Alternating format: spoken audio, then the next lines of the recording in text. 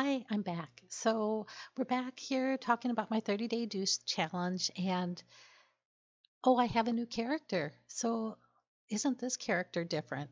It doesn't do much. She just kind of sits here and talks, but there's a few things that she can do.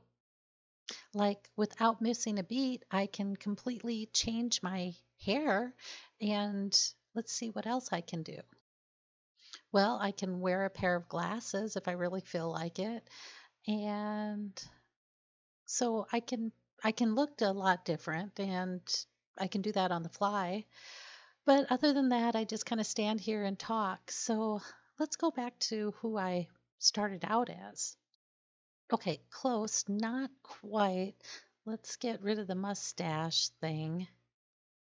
Okay, that's better. And I think I'll leave on my glasses so I can see you better. Okay, so we're back to my 30-day juice challenge, and let's kind of recap what we're doing here. So, we started out the challenge, and I was having a lot of stomach pain problems. So, I wanted to get additional information. And so, besides using Chinese medicine, I was going to use a couple other sources to get additional information. So, the first place I wanted to look at was with Western medicine with gastroenterology and get their feedback. And the second place I wanted to look at was some sort of food sensitivity testing to see what kind of information they came up with. And then lastly, I was going to use what I specialize in and what I know best, which is Chinese medicine. So, those were the three pieces of information that I was going to take together, compare with each other, and each time I got more information, I was going to use that to update and change my plan. Well, you can see I've already been updating and changing the plan, and now we're doing a raw juice of cabbage and cucumber, and I've incorporated some supplements like a great food enzyme, a great probiotic, and I'm actually using a glandular also. And then I'm also using some different foods which are really supportive of rebuilding the gut, such as kefir, gut shot, and things like that. So now the question is, we know my gastroenterologist, I have my appointment about a little over 30 days from now to have them scope me and see if they find anything through that. So it's going to be a while before I get any input on that.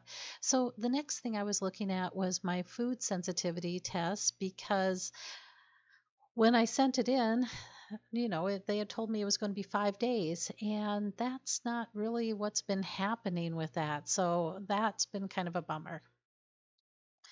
We're coming up on 21 days since I sent it in, and I haven't heard a thing from them. So I think I need to do some follow up with them and see where we're at with that.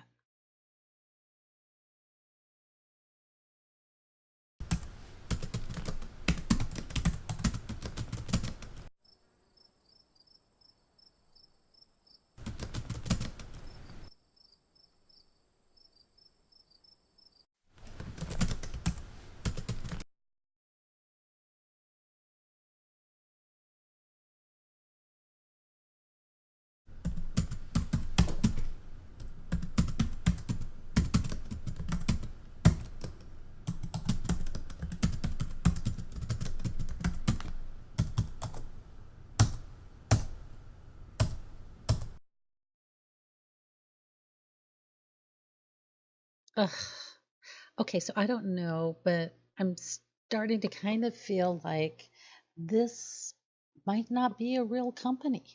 So now I'm probably going to be a little bit more ambitious about trying to get a hold of them and see what's going on. What's tough is when I sent all of this in, the advertising said it was only going to be 5 days. So I was expecting 5 days. And now we're at 21 days, and I haven't heard anything from them. I can't get a hold of them. In today's market, you can see why I'm starting to go, huh? this might not be a real company.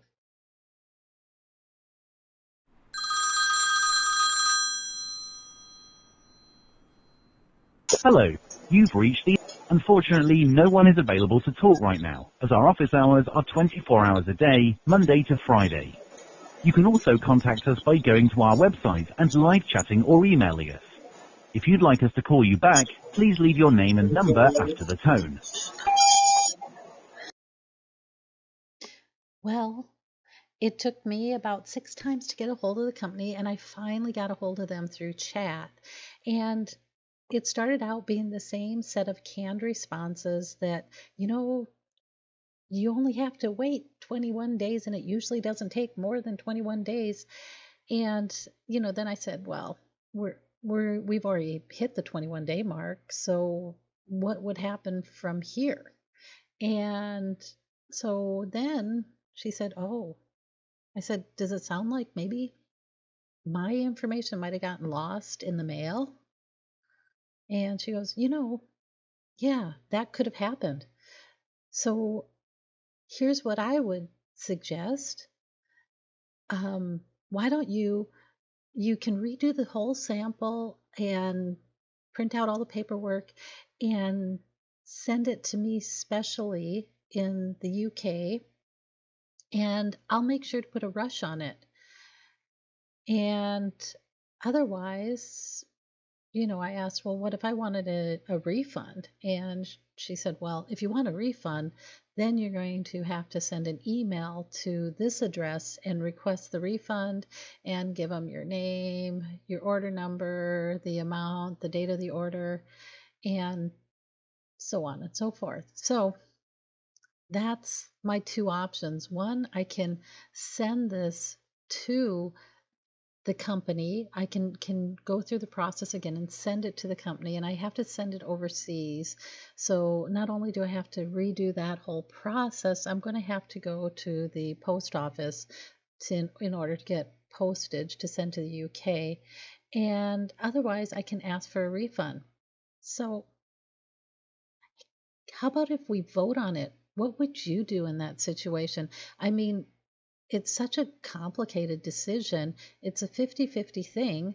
So tell me what you would do and why. Put it in the comments section, and then let's see what I did. And that will come up in our next video. Okay.